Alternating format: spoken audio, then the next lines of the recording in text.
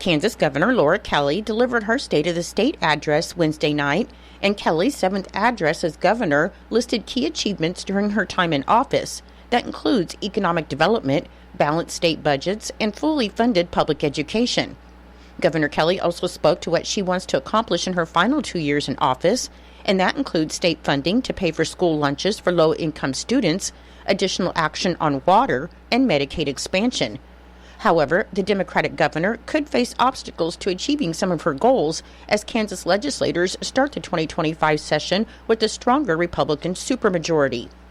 Lawmakers in both parties are speaking about property taxes. However, the governor has cautioned against more tax cuts following the package passed last year that totals $2 billion in cuts over 5 years. Addressing taxes during Wednesday night's address, Kelly said she'd prefer that the legislator wait before taking more action after last year's cuts, but she will consider plans that pay for themselves and don't impact financial stability. The governor's full budget proposal will come out today, Thursday, January 16th, and this comes as the legislature is moving forward with its own budget introduced this week. Senate President Ty Masterson of Andover delivered the Republican response, saying the legislature and Governor Kelly have worked mainly in a bipartisan fashion, but the GOP will pursue its goals around property tax relief and simplifying the tax code. He said another priority includes following in the footsteps of the new Trump administration and looking at government efficiency.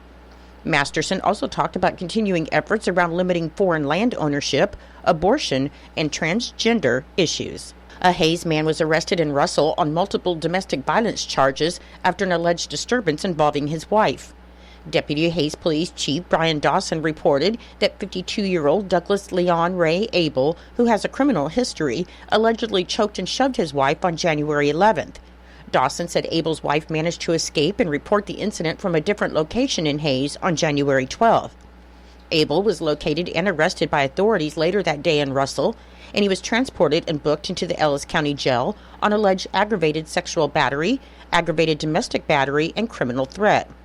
According to Dawson, Abel denied the allegations. However, evidence such as visible bruises on his wife resulted in his arrest, and he is reported to have been drinking alcohol during the incident.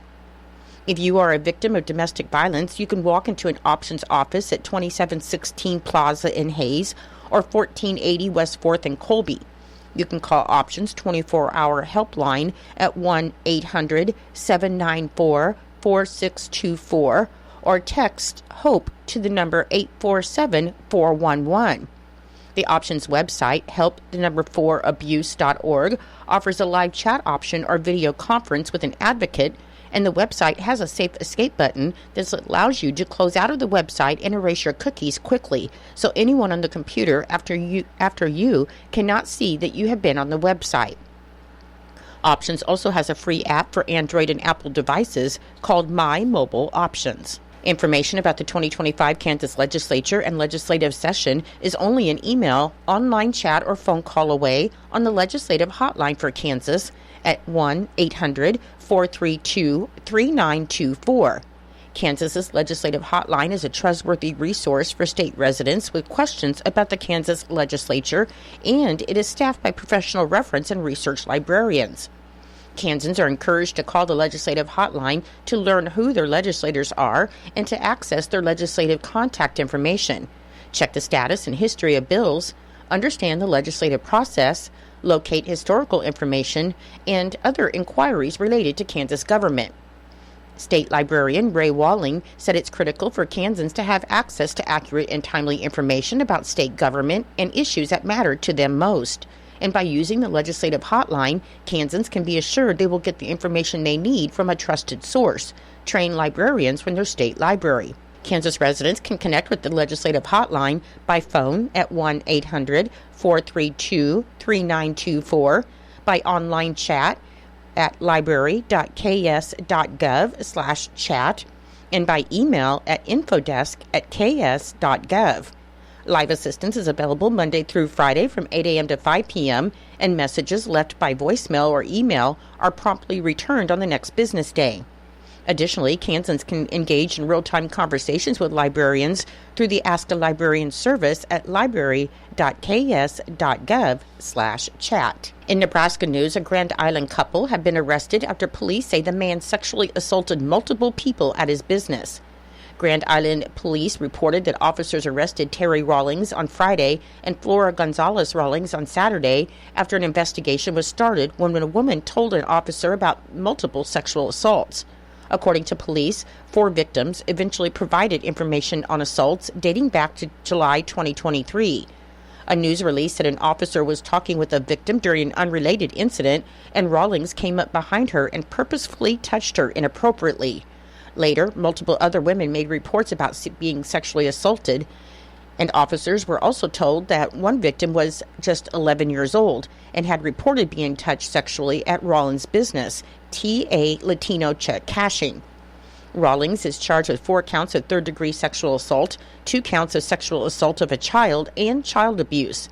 Gonzalez Rawlings is charged with 3 counts of tampering, as victims told police that she was aware of multiple sexual assaults at the business and told the victims not to call police. Nebraska police are investigating an early Wednesday morning machete attack in North Lincoln.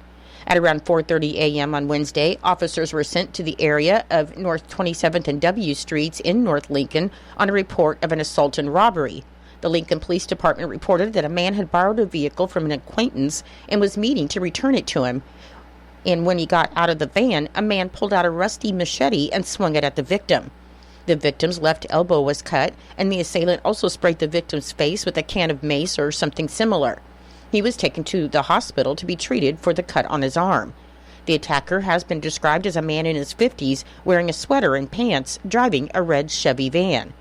An investigation is ongoing, and anyone with information is asked to call the Lincoln Police or Crime Stoppers at 402-475-3600. An Ellis County man has been arrested in connection with the alleged theft of a vehicle from Auto World in Hayes.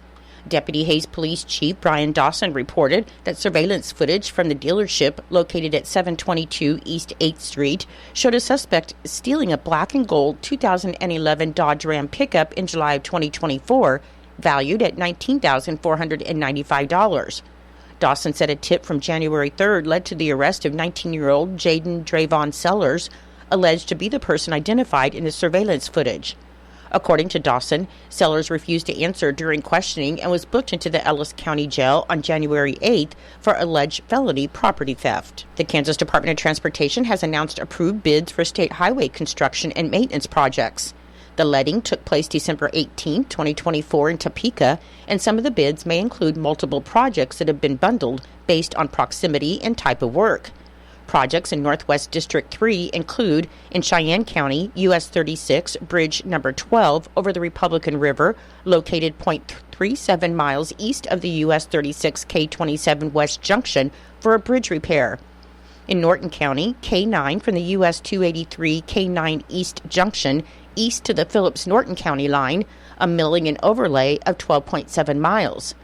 Also in Norton County, K383 from the Decatur-Norton County line northeast to the US 36 K383 West Junction, a milling and overlay of 13.6 miles. Sheridan County, K23 Bridge number 19 over the North Fork Solomon River, located 3.22 miles south of the K123 K23 Junction, for a bridge replacement. In Thomas County, US 83 from the end of the 10-foot shoulders north to the US 24 US 83 Junction for a milling and overlay of 8 miles, and statewide US 283 in Norton County from the US 283 K9 West Junction north to Washington Street in Norton, and US 283 in Graham County from 0.643 miles south of the South City limits of Hill City north to the north side of Prout Street, a milling and overlay of 15.7 miles.